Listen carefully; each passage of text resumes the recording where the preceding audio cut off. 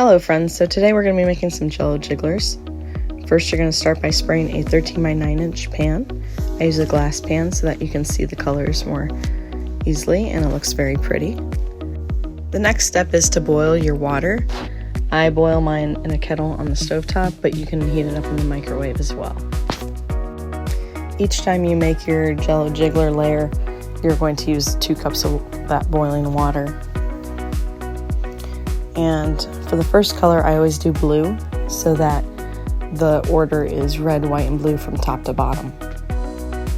So then we're going to put that in the fridge for about 30 minutes to an hour. An hour would be safer, but if you have lesser time, after 30 minutes, check it to see if it's solidified. And then the next layer we're going to work on is the white. You're going to need 1 can of sweetened condensed milk, and then I set aside in half of a cup, I put some cold water, and then I add 2 packets of gelatin. And then you're going to stir that up real good.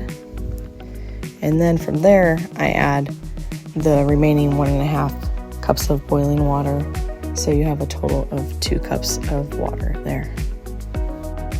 Now that that's done, you're going to pour your hot water into your sweetened condensed milk. And then you're going to give that a good stir.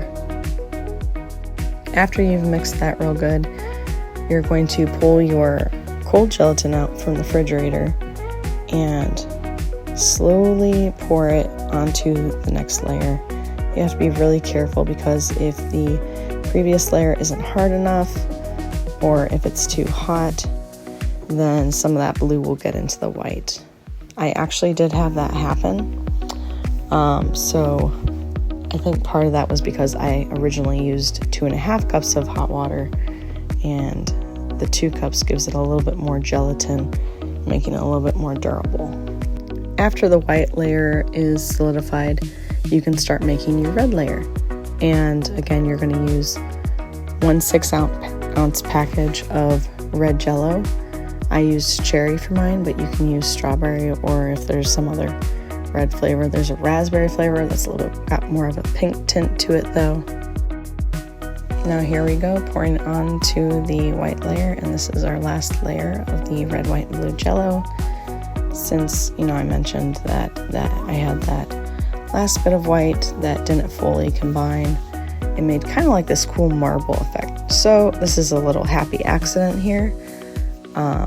I wasn't too upset about it. I just used a spoon to kind of smooth it out a little bit, and it ended up making a really cool design. Well, that's how you make the Patriotic Jello. I hope you experiment with more colors. I hope you have a wonderful day, and may God bless you and your families.